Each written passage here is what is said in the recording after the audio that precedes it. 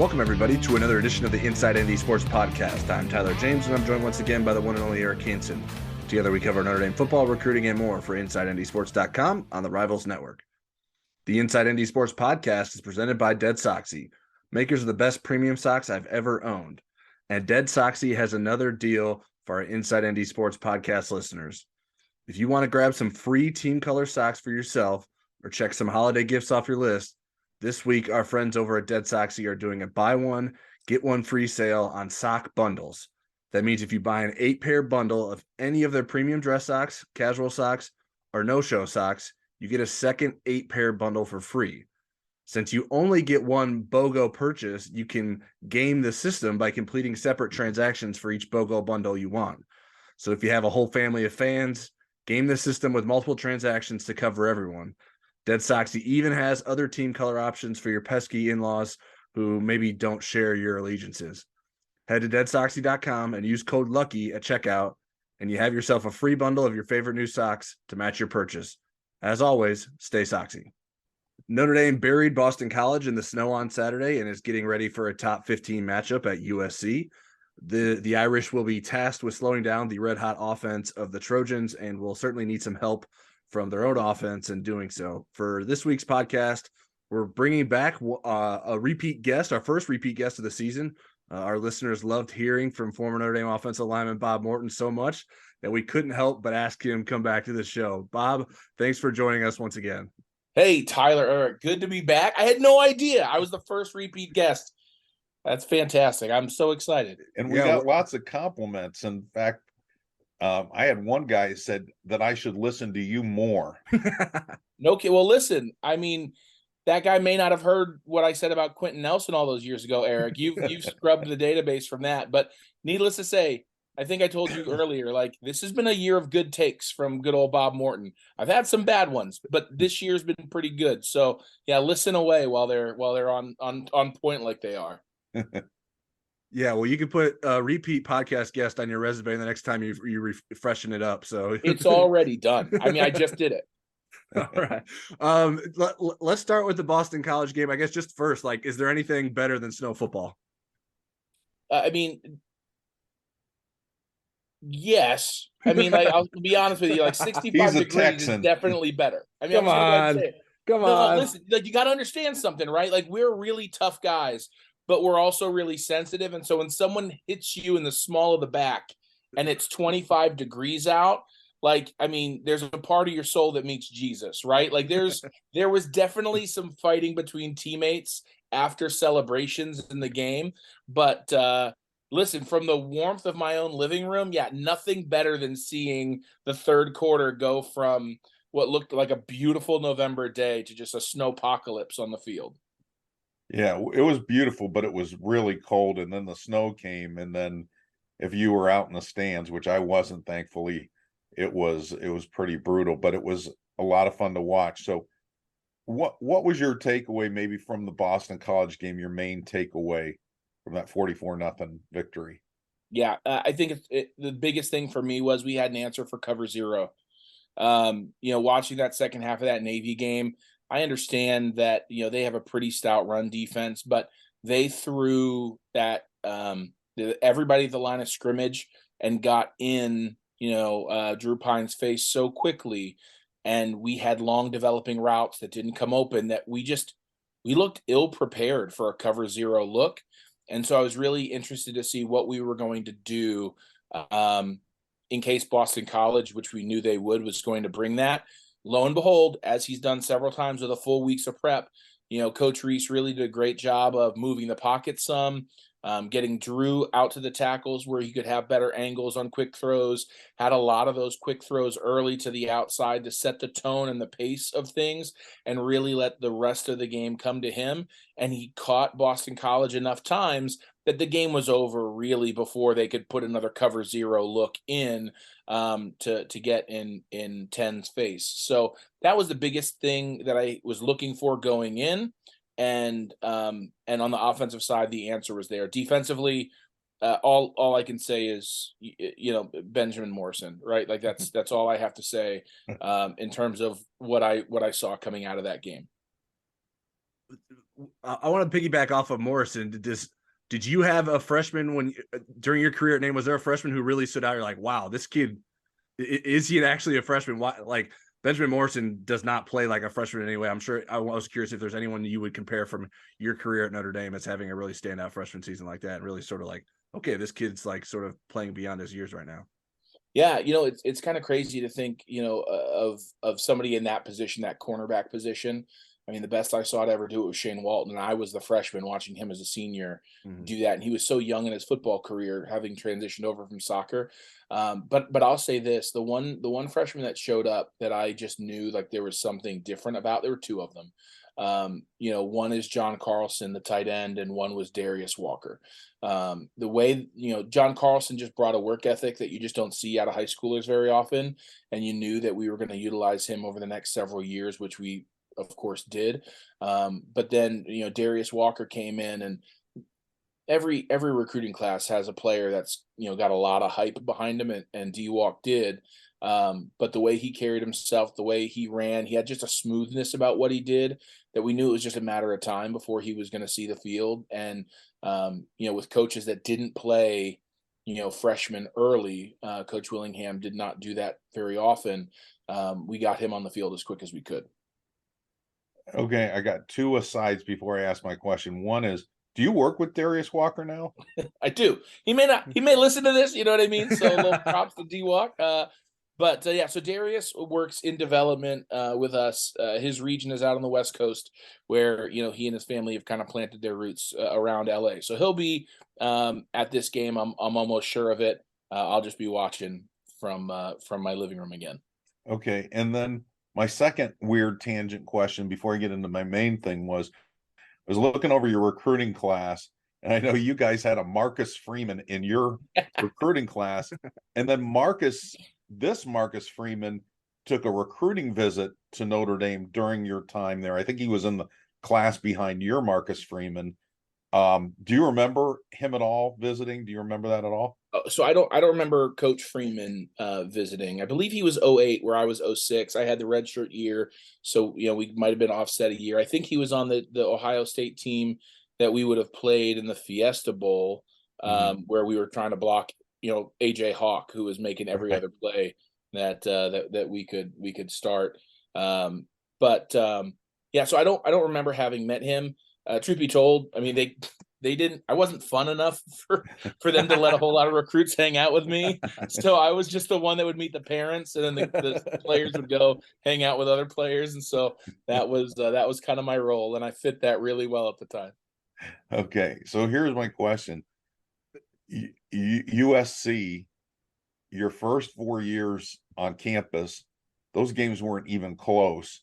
And then the first three. Then you had the Bush push year, and then it wasn't close really in 06. I think Tyrone actually was let go in part because of the wideness of that USC victory in 04. I remember sitting with Kevin White a few days before the USC game, and him telling me everything's fine. Tyrone's on solid ground. There's no way he's getting fired.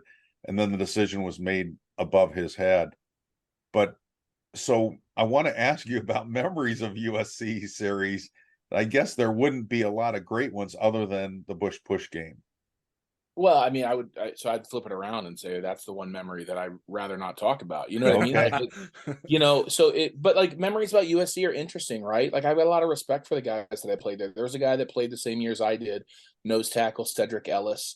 Probably the one person that I remember on that defense more than anybody else. We just grinded against each other year after year after year. We knew we were going to see each other either in, like week 5, 6 in October, or we were going to see each other Thanksgiving. Kind of asked about each other's parents, and it was cordial. Like we would see the scouting report on each other. Like he knew what I did well and didn't do well. I knew what he did well. He probably had a more well-rounded game than I did. So I was just trying to trick him and make him think we were going right when we were actually going left.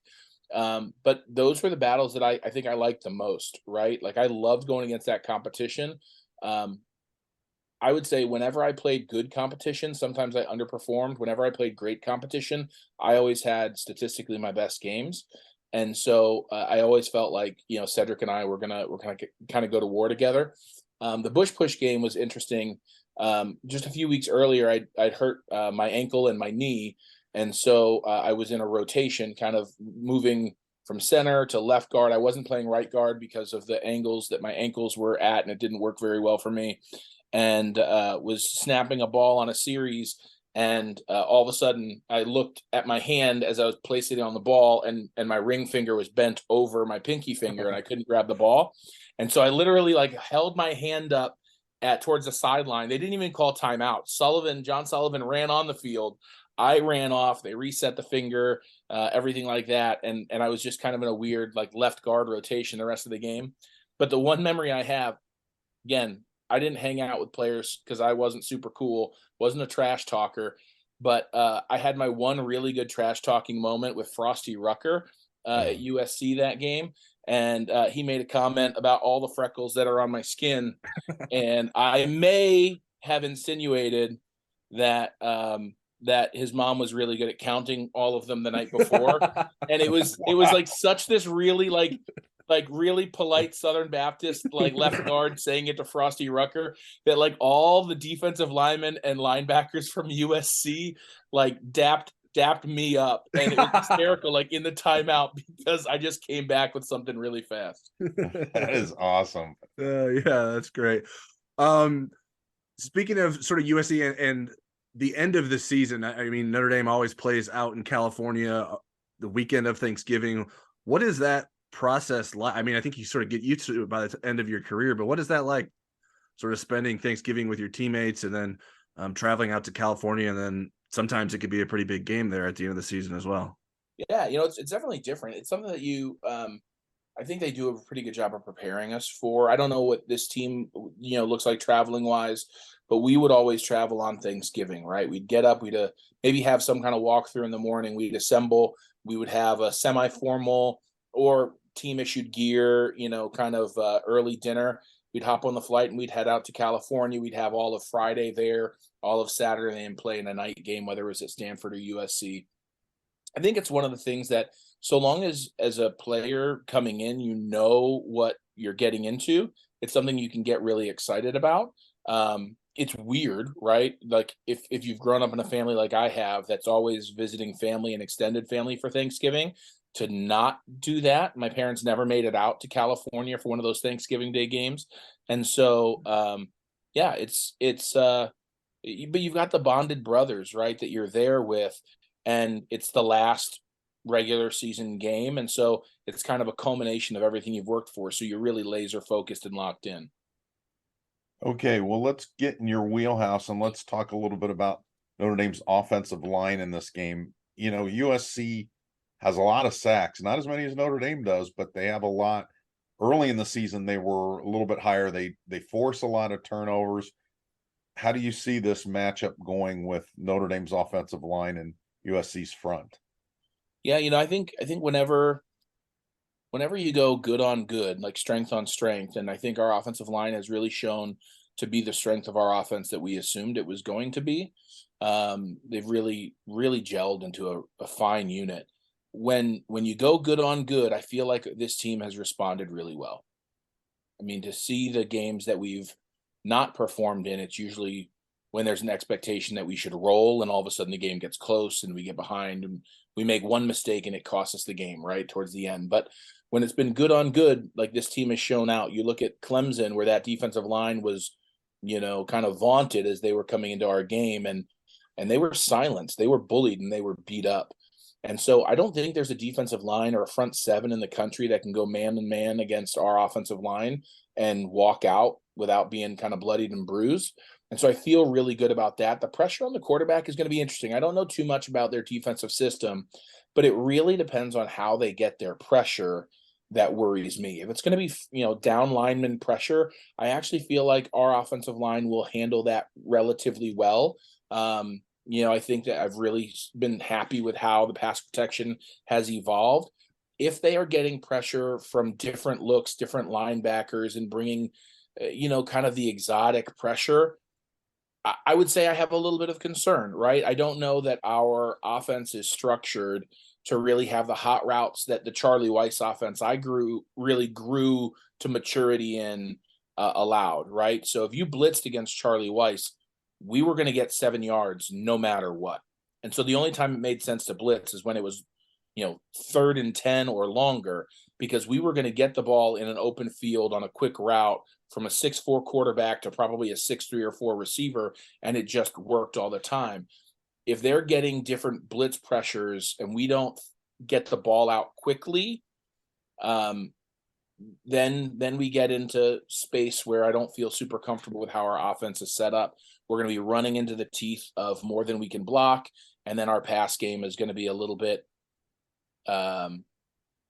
inconsistent, would be the nice word I would say, is what I would worry about if we're going to see a lot of different kind of pressure. USC's defense gives up a lot of yards, but they've created a lot of turnovers. That's why they've been able to win as many games as they have, is that their defense, even though they give up a lot of points, they're able to come up with some big turnovers to clinch games and keep the offense, their offense on the field. I'm curious, obviously, like, turnovers, like the offensive line doesn't necessarily have a lot to do with whether or not your team creates turnovers. Maybe protecting the quarterback better will help that. But how does an offense like sort of approach a game when they know the defense is so turnover hungry and has such a reputation for creating turnovers? Yeah, so I think number one is you don't take anything for granted, right? Like, I don't care how long it's been since you put the ball on the ground, practice game since high school, doesn't matter to me. Like, if you're going into contact, you've got to make sure you're securing every angle of the ball, right? And so putting the proper two hands on the ball when you're going into contact, these guys are hunting for it, they're swinging for it, they're trying to put their helmet on it. It means that if you can keep hold of the ball, there's extra yards out there for you to get, because they're not as worried about getting you on the ground as they are trying to get the ball. The one thing I would say, right, is like early in the year, I think we developed a really big fear when we saw that Drew Pyne, our quarterback, was really getting locked in onto singular receivers on routes. I mean, we can easily say it was Michael Mayer, right? But I would say there were times he was throwing to others where if you watched where his eyes were, he was looking where he was throwing from the beginning. When you have a hungry defense, that's where turnovers happen. And so even if the passes are protected well, that's where I was really nervous after a few games of his that we were going to be able to evolve out of that. I'll say what I have seen from him, I've not seen him much on that. I think part of it is how we're using Michael Mayer. One of the things I said before the Clemson game is I really wanted to see us put Michael Mayer and other tight ends in a little bit of motion, because a defense has to show you their hand a little bit when you do that. We've done that really, really well, and we've used Michael Mayer to get other individuals open. And still, Michael Mayer's so good that he's going to go ahead and get his, 8 to 12 catches for anywhere from 67 to 110 yards and maybe 2 touchdowns. Like, he can still get fed, but we're using him to open others up, and that makes us a lot harder to defend. And so I think if we want to see victory, yeah, we want to be able to run the ball for 175 to 200 plus, but I do think we still need to be able to throw the ball for more than 200 to really keep up with this high power USC offense. Okay, let me flip it then, and let's look at it from a defensive perspective, defending USC's offense.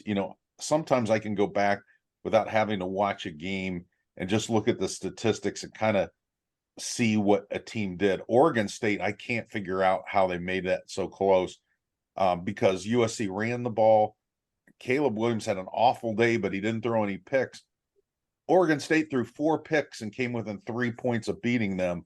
So I'm not sure what they did. I think hopefully Al Golden watched the film, since it's not my job to watch it. But how would you defend them? Would you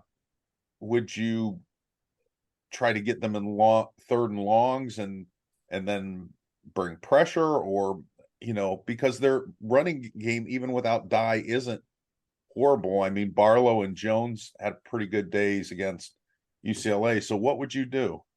Yeah, so I think the one thing that concerns me most is actually the zone read. When I look at, you're looking at the last home game, you're looking at securing a New Year's Six, bowl specifically for USC. Like, I would expect Caleb Williams to do everything in his power to take their team, to the finish line. And so, as much as you want to stop that first handoff, um, you know, I'm not Al Golden. I love a zone blitz scheme to stop read option, right? I love when your defensive end is just sold out on crashing down and taking that handoff away. And when the quarterback pulls it, you've got, a linebacker scraping over the top who's right there in the quarterback's face. We haven't shown a boatload of zone blitzes, and I don't think you just rewire your defense to do it. But I do think really selective run blitzes and pressure is how that zone read goes quiet. Because if Caleb Williams is pulling it and running for, 65, 85, maybe even 100 yards, it's going to be a long day on third down.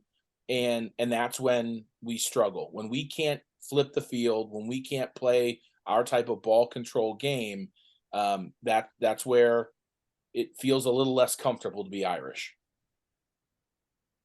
Bob, I wanted to zero in on a specific offensive lineman. I thought Blake Fisher played maybe his best game of the season against Boston College and has sort of improved as the season has gone. I'm curious, what's your perspective on what you have sort of seen from him as the season has progressed at Notre Dame's right tackle?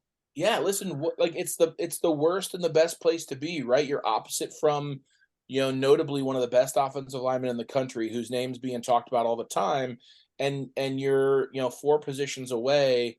And you're becoming a just as solid of a pillar on the other side of the offensive line, right? I think my biggest concern at the beginning of the year, when we were seeing a lot of tackles pulling and stuff like that, is that, I didn't love Blake Fisher in space. I think it's something he can do really, really well.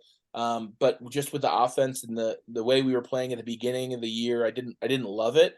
But seeing him when he gets his hands on people, he's winning.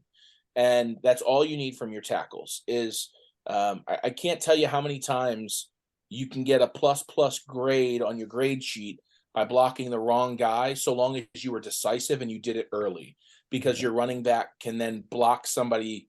He can make the correction because you took the guy that was most dangerous. And so the decisiveness across the offensive line, Blake Fisher and to the left, has been much improved, since week 4 or 5 of the year. And that's why I think you're seeing, well, that's why our entire offense is looking better, specifically our intermediate pass game, that 12 to 20 yard range. You need significant time to throw the ball. And I actually think that's where Drew Pyne is, dare I say, dangerous, when he's got that time, and that those longer developing middle of the road crossing routes have been pretty fun to watch come open. Okay, I'm going to ask you an offensive line question too, just since we have you. What makes Joe Alt special?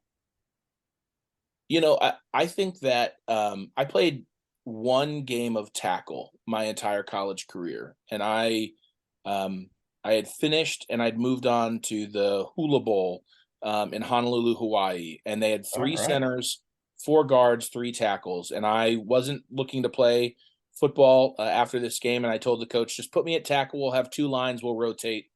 And I spent every day after both practices trying to learn how to play right tackle for this game. And the one thing that was just shocking to me is how much space there is when you get outside of the interior 3, and you're dealing with guys who are, they're probably faster, but they could be just as strong. They can go inside, outside, they can try and go through you. What makes Joe Alt special is he makes a lot of those defensive ends look like defensive tackles. Like, he gets his hands on them and their feet stop, and it's over. And if they try and rush outside, he just takes them where they want to go, and he doesn't get beat outside. And yet I've not watched him get walked back to the quarterback yet. And that's hard to do, man. When you have somebody who lines up wide and decides they're going to put their face mask and their hands in the middle of your chest and just bull rush you back, when they hit him, their feet stop. and all they can hope to do is jump and get their hands on the football. And so he makes defensive ends look like D tackles when they hit him, and their game just slows down entirely. Bob, I've been a sucker for any time Notre Dame puts two running backs on the field at the same time. And this past week, they had 5 plays where they ran with 31 personnel with 3 running backs on the field. I'm curious from your perspective, are you as interested in seeing what Notre Dame's offense can be with that? And why do you think that works so well for Notre Dame's offense? Yeah, well, it works so well for Notre Dame's offense because the beginning of the year, if you said, hey, who are your top 5 ball handlers? 1 is a tight end, 3 are your next, 3 running backs, and then you'd put a receiver out there, right? Like, it's just in terms of who do you want to get the ball, into their hands. I was begging for a very long time to see 7 and 3 on the field at the same time. I think Logan Diggs presents a lot as a really well-rounded back, maybe the most well-rounded and the highest floor of any of the backs that we have in our backfield this year. And there's a consistency that he gives you, kind of that 3 yards no matter what. And then you've got, Audric Estime, who reminds me an awful lot of a guy I played with named Rashawn Powers-Neal, who was technically listed as a fullback, but was really just a heavier bruiser of a running back and kept finding the end zone. What I love about Audric is there doesn't have to be a hole for him to hit the hole. And sometimes you just need somebody to wake up your offensive line. And there's nothing that wakes up an offensive line like tire tracks up your back when your running back hits you. And then the last thing is, let's not forget Chris Tyree's explosiveness is something that we've seen flashes of, and we haven't been able to see it day in and day out, but he's a special talent.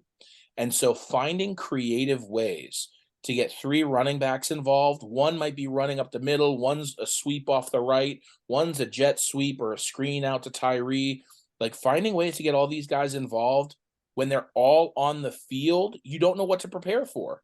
Are you going to get a fullback dive with Estime? Are you going to get Logan Diggs running off tackle? Are you going to get the hands of Tyree on the ball?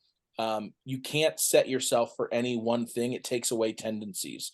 And so, we saw that a couple years ago.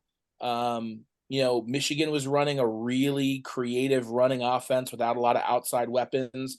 And I think you're starting to see Tommy Rees show a real creative stroke with the personnel that he has. And it's really hard to plan against when you don't know what direction the ball is going to go based on statistical tendencies. Bob, the last one from me is when you run into, in your work, people wanting to know what you think of Marcus Freeman and his future as a head coach, what do you tell them? And is your answer different than it was earlier in the year? No, my answer is the same as it was. Because this team winning is not what convinces me that Marcus Freeman is going to be a great head coach and a great head coach at Notre Dame and a national championship winning coach at Notre Dame. Watching how he responded to Marshall and to Stanford, I think was really special. I played in an era. I've watched the previous coach at Notre Dame coach in an era where it seemed easy for coaches to point at personnel and say that, they needed to step up or we needed to figure out how to do some things. But there was almost like the coach had the knowledge and we had to figure out how to get that knowledge to the players, which is still a soft way of blaming the players. Right. When I heard Marcus Freeman talking about what he had to learn and what his learning process was, like, to me, it was like I was watching a lumberjack who's still taking time sharpening his axe, right? Like, yes, he's going out there and chopping wood, but he's also putting in that extra effort to be elite, which in his mind earlier in the year, maybe he said, like, I can be elite, but I'm not there yet. And to me, the team was following in that mold, right? Like, everybody was learning and getting better. And we've seen now we're stacking these wins on top of one another. And it defies, I think, logic on paper, right? Backup quarterback, we haven't seen really wide receivers come alive. Our offense is predicated on just running the ball and throwing to tight ends and bigger bodies. And yet the way we go about our business has evolved, and we're following and we're taking our lead from him. And so I think that's showing, what a strong, stoic and follow me, tip of the spear type leader can really do. Not to mention, you lose to Marshall, you lose to Stanford, and we're sitting here, after 10 games, 11 games, we're saying we've still got a top 3 recruiting class. That is why we bought into him from the very beginning, is because the talent required for Notre Dame to win a national championship is looking at Notre Dame right now, and they are still ready to sign when National Signing Day happens, and that's because of the way he's handled his business.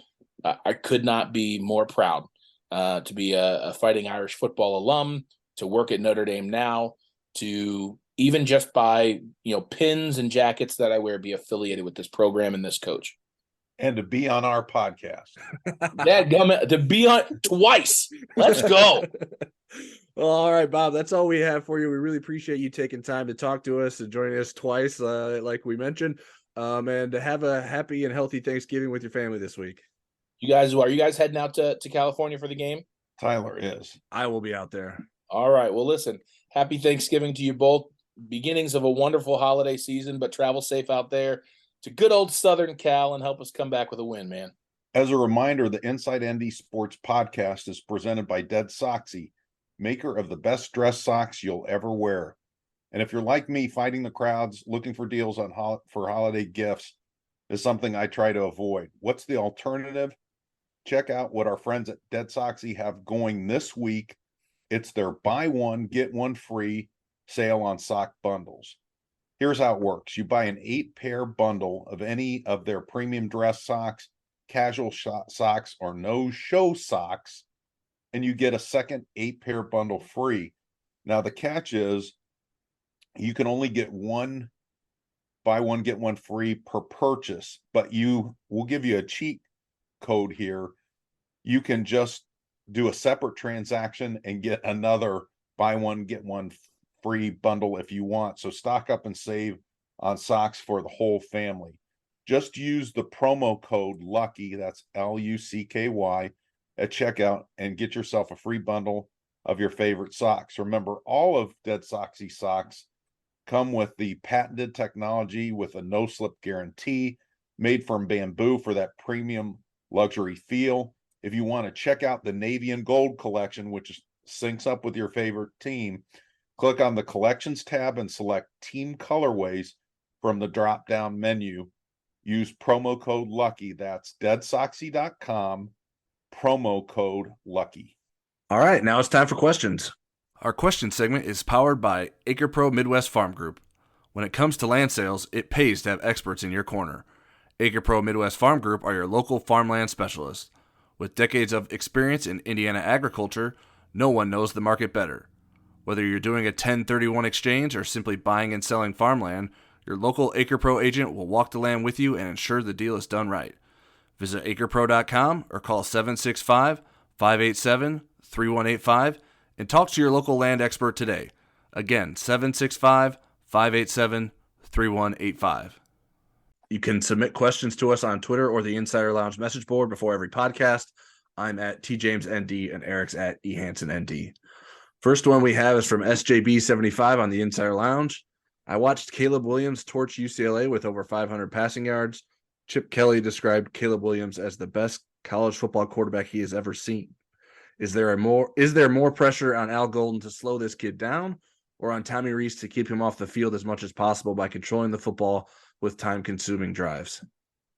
Well, I guess I probably would change the word pressure to responsibility, and really this team has been at its best when it plays complementary football. So they're both working together on game plans that would help limit USC's possessions and plays, and yet also be effective in Notre Dame scoring enough points to compete with USC, which has usually been a lot. Oregon State somehow got a game into the teens, 17-14 they lost. When we look back at when Notre Dame has been successful against teams that are high-powered offenses.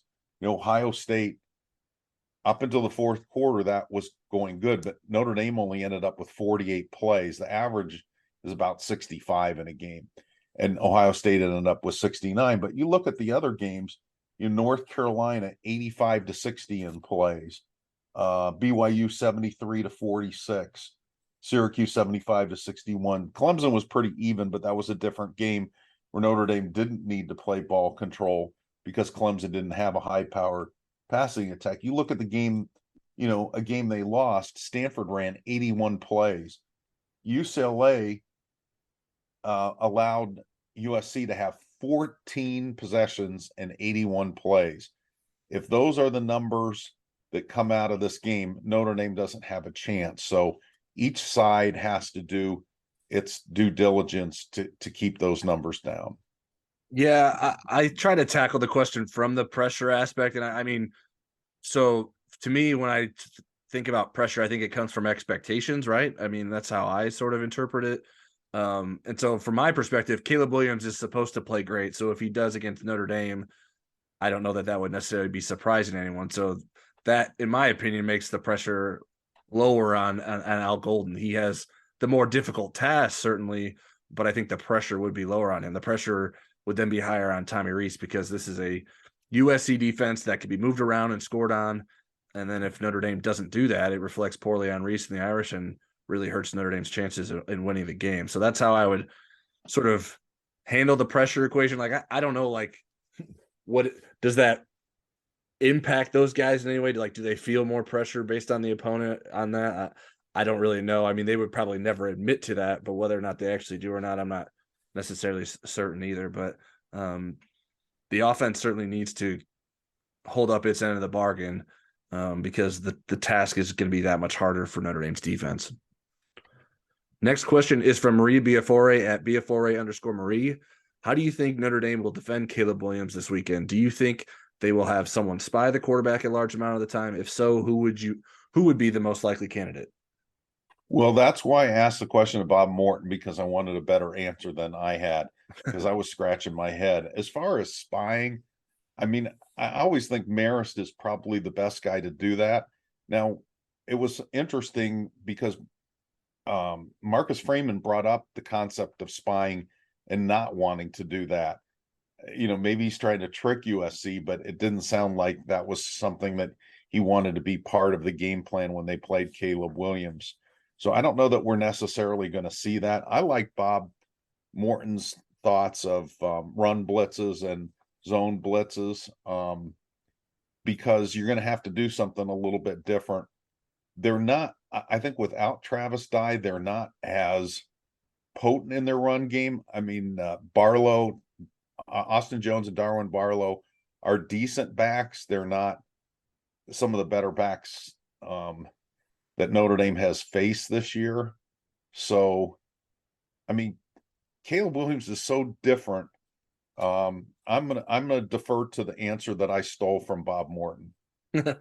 Yeah, I'm curious if Marcus Freeman was sort of playing coy with his talk about spying Caleb Williams. I think he may have been talking more sort of like from a philosophical aspect than a schematic aspect. I think he didn't like the idea of just like sitting there and waiting for the quarterback to make a decision and then you sort of react to it as a spying linebacker. At least I guess maybe that was my interpretation of it, and I could be wrong. But so I don't really know what they would do. I think if you're not going to just have someone assigned to Caleb Williams as a spy, I think maybe playing your linebackers in more zone coverage so they're not necessarily chasing guys around, they're staying in their areas. So you have guys that will be able to sort of recognize Caleb Williams moving and following him would be an answer for that. But I'm glad I'm not responsible for doing it because Caleb Williams is some kind of quarterback. He Al Golden mentioned the throw, and I think I retweeted it after I saw it on my timeline. I don't know if it was Saturday or Sunday, but he made a throw rolling to his left on the move, and it's just through an absolute laser. It's like, oh my goodness, how do you stop that? Like, that shouldn't be possible. But he has quite the skill set, so the challenge will be extremely high for Notre Dame trying to stop him. All right, next question is from Mike at KYND fan. How well does ND's secondary hold up against USC's passing attack?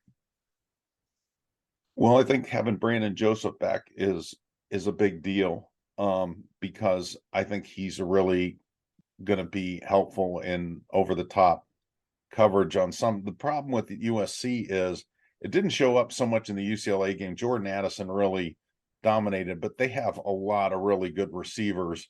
So it's unlike some of the other opponents where it was just Zay Flowers and mostly Josh Downs. And even though some other guys got loose against Notre Dame, it shouldn't have been that way. I think the problematic point is if Cam Hart can't go, and even if he can go, is he going to be fully effective? And so you're really going to be playing with either Jaden Mickey or Clarence Lewis a lot of downs, because Notre Dame's going to have to be in nickel all the time. And it's really going to be incumbent on those guys to have a really good game. We know Morrison can play, and yet, I mean, if he's matched up with Addison, that's not going to be an easy day. And Bracey, I mean, Bracey's been really good, but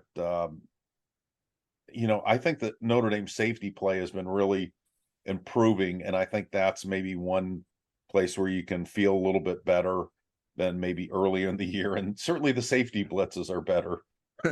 Yeah, I think the improved safety play has also sort of gone along with not playing the same caliber of quarterbacks as Notre Dame did. Like obviously Drake May makes you pay a little bit more than some of the quarterbacks Notre Dame played recently, and I think Caleb Williams has that potential too. So I'm very curious to see how Brandon Joseph will play after his absence. I think that could be a real difference maker for Notre Dame, but how healthy is he truly? I don't know that we can say that with 100% confidence of what he's going to look like.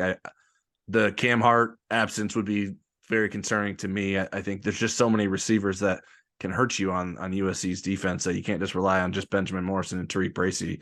You're going to have help from other guys. So whether that's Jaden Mickey or Clarence Lewis stepping up, whether it's some of those other safeties beyond Brandon Joseph playing well and playing some of their better games, that can make a difference. But I think Notre Dame's probably going to give up some big plays. I'm not sure that they can sort of avoid that and sort of go. It would be really hard to imagine like Notre Dame's secondary playing the perfect game against USC's passing. Notre Dame's front seven is going to have to help the secondary, absolutely, by bringing pressure. All right, next question is from Holtz's Heroes Foundation at Holtz Heroes. What was Coach Holtz's record versus Southern Cal, and what was your dad's favorite memory from that decade of dominance? And I don't know that my dad has a ton of Notre Dame USC memories, so I didn't reach out to him. But Eric's about my dad's age, so I figured I could rely on him for some Holtz SC memories as well. Well, they were 9-1-1 by my math in the time that Lou Holtz was coaching Notre Dame against USC, and that overtime loss in 96 was a bitter pill for a lot of people to swallow. So Notre Dame got pretty comfortable with dominating the series. As far as my own dad in USC, he was an Ohio State fan. So I don't know that, other than when they played in the Rose Bowl, he played much attention to USC, and certainly didn't pay any attention to USC Notre Dame. So I don't have any good memories there. I just sort of assumed it was directed at me because of my age. Like 96, I was 7, so I don't have a lot of recollections of the Notre Dame USC games from right. From well, that era. My dad wasn't alive for a lot of those games either. So right. I don't have a great answer there. I mean, USC did not have great coaching in that era too. And so Lou Holtz benefited from that. But I mean, Lou was a big game coach. When you look at the percentage of ranked teams that were on their schedule, it's the highest in the Lou Holtz era. Lou Holtz was 13-8 against top 5 teams, and that's after an 0-4 start. He was 13 out of his last 17. So he was up for big games. He could win the little games, and he just dominated that USC series, and that really helped bring Notre Dame back to it being a national power. I still think that, and he out recruited USC often. I still think, when people talk about all Notre Dame's rivals and all these trophies they have and grudges matches they have against people, USC still is the rival, the arch rival. If you stack them on top, that's the number one thing. And I think that's what you remember from those games. I remember Lou Holt sending, oh gosh, it was Ricky Waters and I think Tony Brooks home. And you're like, oh, how are they going to beat them? And then Notre Dame ends up winning that game. But there was always great drama. I remember interviewing Rodney Peete when he had laryngitis. So I have some dad memories, I guess. But even when Notre Dame was dominating, that game was always meant something. It always meant something to Notre Dame fans, and it always should. I think one of the great things about Lincoln Riley being the coach is it's going to elevate the series even higher than it has been when Brian Kelly kind of dominated USC. Yeah, I think it's good for Notre Dame when USC is good. Certainly Notre Dame had success while USC wasn't good in recent years.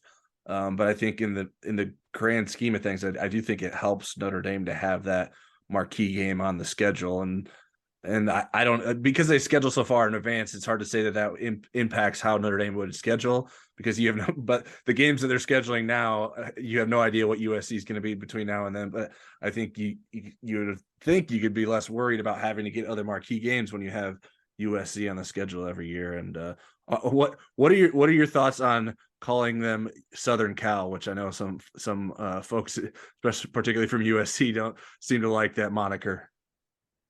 I say they are Southern Cal. And Al, they at one point they had in their game notes, don't call us Southern Cal. and they had some stupid analogy. I can't even remember what it was, but they said it's either Southern California or USC. So Al Lessar, when he was our columnist at the South Bend Tribune, would specifically use Southern Cal just to make them mad. But I mean, that's what everybody calls them. What would be wrong with it? Pitt did the same thing. Pitt said, we don't want to be Pitt anymore. We want to be Pittsburgh. And everybody kept calling them Pitt. Now they got Pitt back on the helmet. So they lost that battle. Yeah. All right. Next question is from @JeffNDFan. What is the travel schedule for the team, and will the coaches stay behind to recruit as in the past? I hope you have the answer to the second part of that. I can answer the first part. The first part is they are it's similar to what Bob Morton said, what they did. They're going to have a walkthrough Thursday. They're going to have a Thanksgiving lunch, early Thanksgiving dinner with the players' family, or I'm not the players' families, the coaches' families, and everybody. Then they're going to get on the plane and sleep off the tryptophan, and then get out to Los Angeles, have Thursday night, all day Friday, and then all day Saturday before the Saturday night game. And Tyler, thank goodness, has the rest of the answer. Yeah, I'm not 100% certain if they'll do anything on Sunday. The difference now is that it's not a contact period right now after the end of the season. So Notre Dame can't go in homes following the USC game. And so Sunday is still an evaluation period. So Notre Dame could go watch a kid play a basketball or football game if they wanted to. Or even on Friday night before the game, which I would imagine they will do, is go see some guys locally. But you can't do the same thing that you used to do, where you would start hitting in-home visits and start visiting guys, because it's just this change this year. And I didn't go back to look to see why they changed it. But starting Monday through Thursday, it's actually a dead period. So the staff can't be visiting kids. And even if Notre Dame wanted to host kids on Notre Dame's campus, it can't do that either. So there's a bit of a change in the recruiting calendar. So that sort of changes the narrative with this game and Notre Dame liking to play out in California at the end of the year so they can recruit out there, because that's not the case this year. And I assume that's going to be maybe a trend moving forward. I didn't take the time to figure out exactly what was the thought process behind that. I think it's probably related to the fact that there's conference championship games going on that week, and maybe would give teams that aren't playing in the conference championship game an unfair advantage. If I were on the coaching staff, I would recommend that everybody fly up to Camas, Washington, and go to Tobias Merriweather's dad's house, Dom Merriweather, and have some burnt ends. That's what Brian Kelly did when he got the LSU offer. He's Yeah, eating I burnt don't ends know. at Tobias's house. Yeah, I don't know if like the burn ends lead to job offers. Maybe that's maybe that's the lucky burn ends too. I know I don't think Notre Dame fans thought of them in that way, but maybe there's something to that. All right, next question is from LDL Go Irish on the Insider Lounge. Hi, Tyler and Eric. Happy Thanksgiving to you and your families. Thanks to you and the same to you as well. I know you will do a more complete roster review after the season. Is the tight end room, even with Michael Mayer leaving, a little crowded next year? Will Kevin Bauman, if he is not named a starter or co-starter, enter the portal after the spring? I just feel like his career has been injury plagued and he has not had a chance to show what he is capable of yet. Thank you for your thoughts. Well, there's going to be with one newcomer coming in, there will be 7 tight ends like there is this year. I really don't like to speculate on somebody that's going to transfer, but I'll say who I think is going to be in the mix for playing time. I think Mitchell Evans will be the odds-on favorite to be groomed as the next Michael Mayer. I think he's tight end 1, and then I think you have a bunch of guys in the mix to be tight end 2, and I think Kevin Bauman is one of those guys, and I think Eli Reardon coming off of a serious knee injury, Holden Stays. I think those 3 are kind of on the next tier. And, Davis Sherwood is his own really kind of a little bit different role, more of a fullback kind of tight end. I think the guy that's going to be fighting for playing time is Kane Barong. Right. So I'm not saying that he would go to the portal, but he's a guy that's really going to have to scrape to get up into that next group and compete with them. Yeah, and he's been coming off an injury as well. I wouldn't. I have no indication that Kevin Bauman would want to leave. It's not like he hasn't been given opportunities at Notre Dame. He just has had bad injury luck. So I mean, maybe he thinks it's cursed here, and that's why he needs to leave. But I would be a bit surprised by that. And he would be going into his senior season, so you think you'd at least stay to graduate if you're at that. Once you get that far into your Notre Dame career. So I wouldn't anticipate him leaving during the offseason, but obviously you never know. Anything can happen with the transfer portal. But I think he'll be in a position to compete for playing time, be the 1 or 2 tight end. I would sort of lean towards Mitchell Evans being ahead of him at this point, just based on what Mitchell Evans has shown. I didn't think Kevin Bauman was playing great before he got injured this season. And Mitchell Evans hasn't really been a part of the passing game. So it'll be interesting to see what that looks like for Notre Dame moving forward, if those tight ends can get involved and be bigger parts of the passing game than they have been. Obviously, they don't necessarily need those guys to be, because Michael Mayer is the one doing all that right now, but there will be certainly a big void of production from that position that will need to be filled next season. Next question is from @Charles W. Wolf. With senior snow day behind us, can you tell us how many year 4 and 5 players have remaining eligibility, COVID or traditional red shirts? Well, let me try to make this a little bit easier in that let's take everybody that participated in senior day, other than Justin Adamalola, at their word that they're moving on, that they're not going to exercise either a COVID year or a regular year, And or I a can regular redshirt year. I can list those guys off real quick too, just Okay, as go a ahead. refresher. And then I'll do the other guys. That would be Braden Lindsey, Matt Salerno, although Tommy Rees said tonight that he was going to be petitioning Matt Salerno to come back for another year. Jarrett Patterson, DJ Brown, Michael Vinson, Osita Aquanu, Isaiah Foskey, Brandon Joseph, and Cam Hart. Those were all guys that took part in senior day as either 4th year or 5th year seniors. Okay. Here's the guys that that have pledged to come back. I mean, they certainly can change their tune, and it's interesting. They all have 2 years potentially. They have their redshirt year, and then they have a COVID year. So it'd be Andrew Kostafik, Zeke Carell, Nana Asafa-Mensah, Howard Cross III, J.D. Bertrand, Maris Leofau, Jack Kaiser, and then that's it. That should be Those it, are yeah. the guys that are coming back, and they would have potentially 2 years. Yeah, and I would encourage we have a handy dandy scholarship chart on our InsideNDSports.com. If you go under the football tab and look for scholarship chart, it will lay that out for you. That's what I used to come up with the list for this. And Eric nailed all of those as well. So I was a bit surprised. I guess it didn't really hit me until doing this exercise that Notre Dame has no fourth-year seniors who didn't redshirt. That was kind of surprising to me. It just kind of random. I don't know if there's any rhyme or reason to that, but it was just sort of interesting that all those guys that are fourth-year seniors did actually redshirt at some point. All right, next question is from @SummerJohn. With Kenny Minchey committing, which quarterback do you not expect to be on the roster next year? Drew Pyne, Tyler Buckner, or Steve Angeli? Again, I'm a little bit uncomfortable with predicting somebody not to be on the roster, so let me probably play this a little bit different way. I would expect. I don't think it has anything to do with Kenny Minchey being on the roster. Yeah, that's what I was going to push you towards. Yeah, right. I think it has to do with having a grad transfer, and then, Steve Angeli's pretty young. I don't think that he has expectations that he's going to be the starter next year, nor does Kenny Minchey or Ron Paulus Jr. have those expectations. So you're really talking about a grad transfer, Tyler Buckner and Drew Pyne. And I would think, whoever ended up number 3 out of that group is probably not going to be super happy about his potential playing time.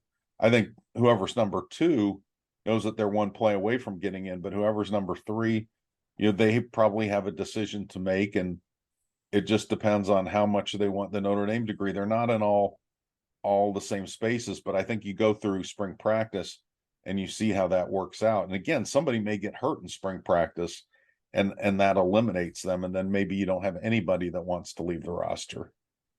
Yeah, I don't love speculating about who should or would transfer. It seems a little bit unfair. Like I shouldn't be like, it's almost like I'm like making that decision for them. It's but like somebody talking about your job and saying, well, who should retire or who should get laid off if there's right. layoffs coming?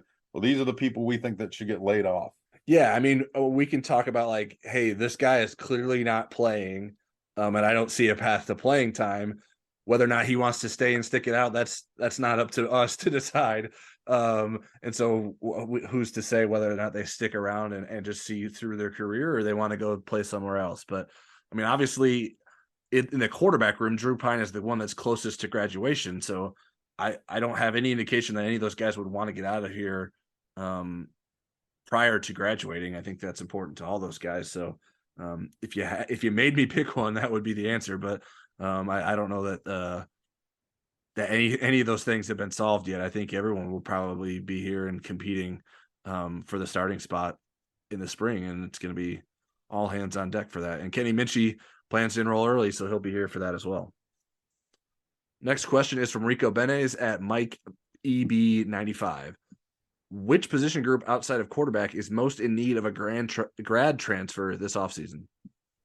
I would say wide receiver, both from the numbers and maybe from an experience standpoint. Again, Tommy Rees kind of casually mentioned, hey, I'd like to get Matt Salerno maybe to think about coming back for a 6th year. I'm sure that'll appease everyone. Yeah, that's not going to appease anybody on the message boards, that's for sure. But I mean, even practically, I mean, he's not. If Matt Salerno is one of your frontline guys, I don't know that that's where you want to be. I mean, I think he's a good rotation guy, but I don't know that you'd want to count on him to be a starter. And I think Notre Dame needs to go out and get a starter. They'll have a lot of good young talent coming in. We think that it's going to be 4 receivers right now. They have 3 committed. But to count on those guys as freshmen is asking a lot. So I think wide receiver, if I was going to go to another position group, especially if Cam Hart follows through and he's gone and you also lose Tariq Bracy, you may want to go get another cornerback. And there may be some transfer portal guys in that corner room. There's a lot of them that played very little this year that got leapfrogged by 2 freshmen. There's going to be 2 really good freshmen coming in. So that may be an area where you need some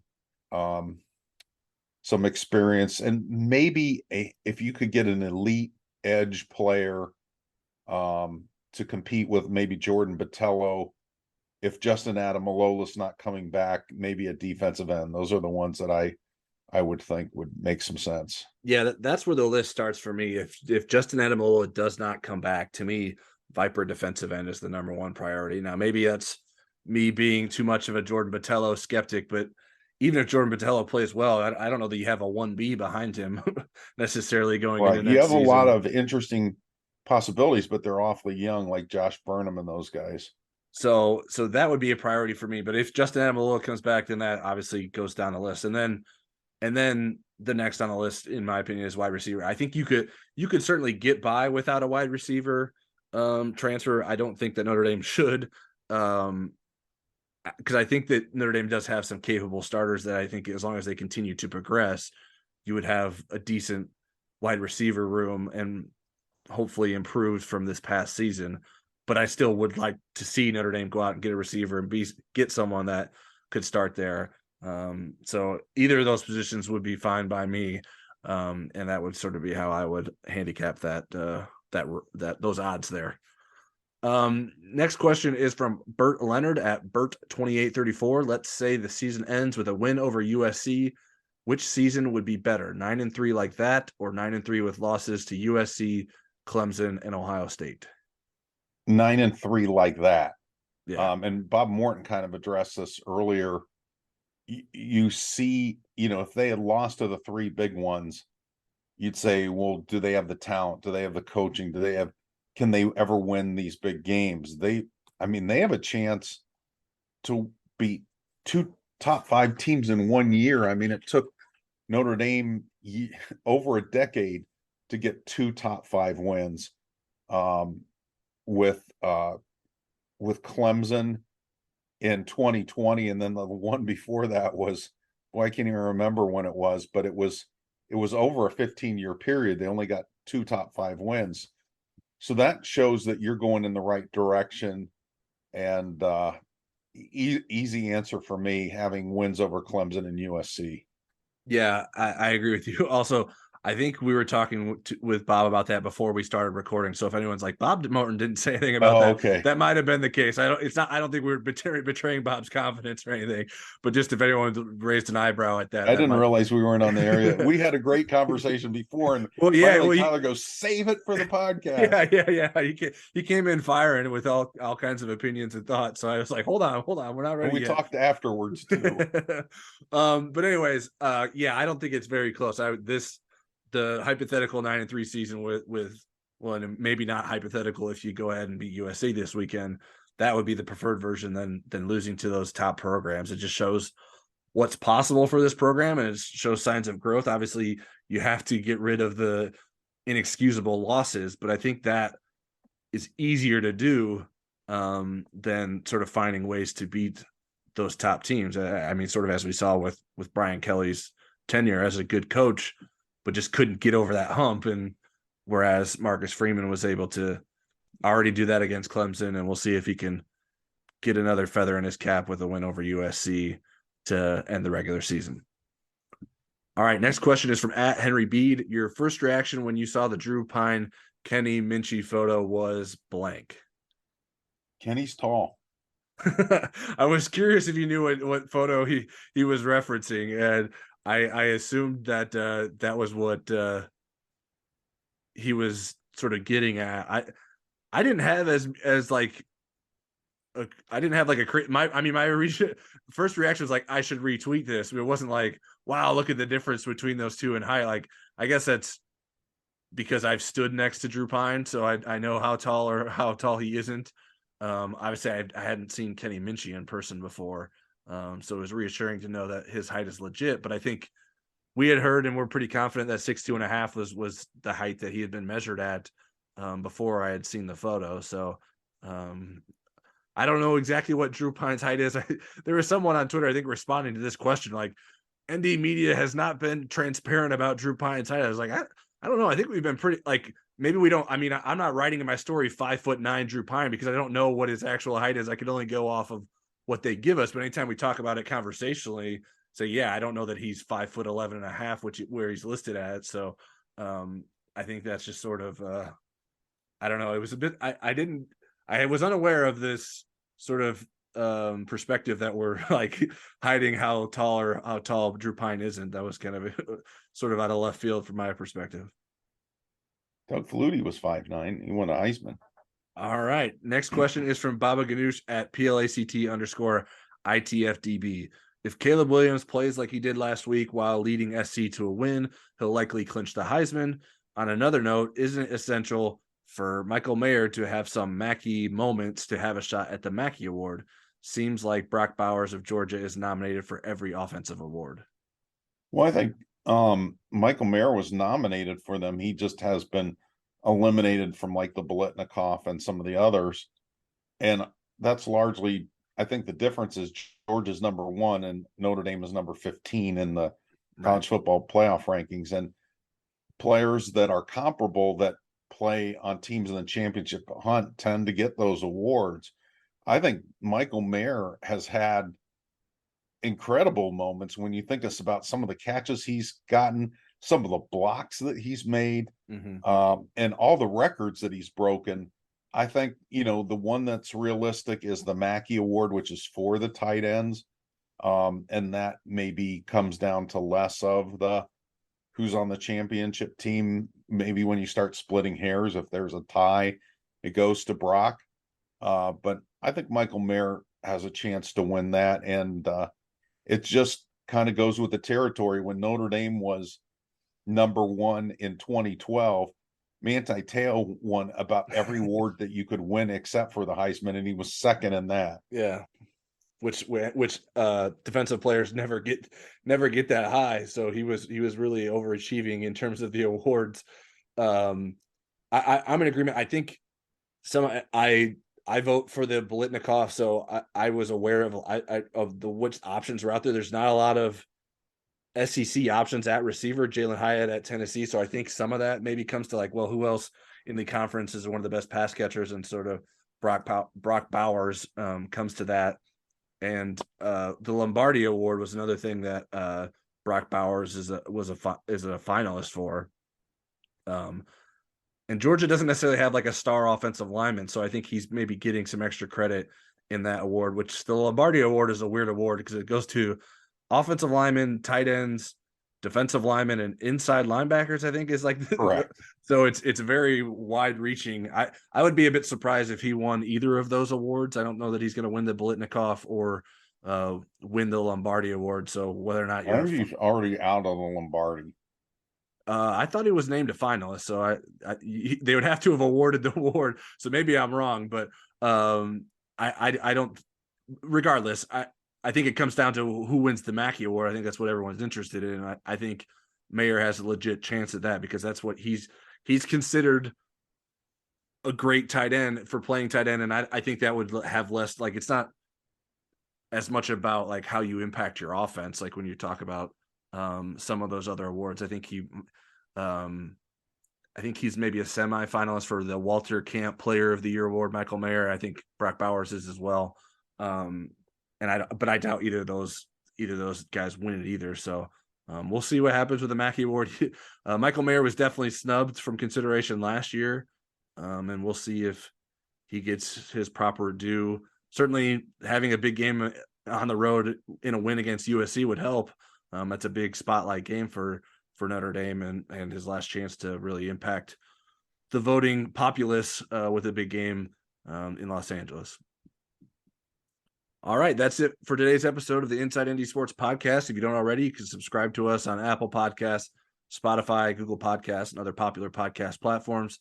If you like what you hear, give us a star rating, leave a review, and share our podcast feed with someone you're sharing a Thanksgiving meal with.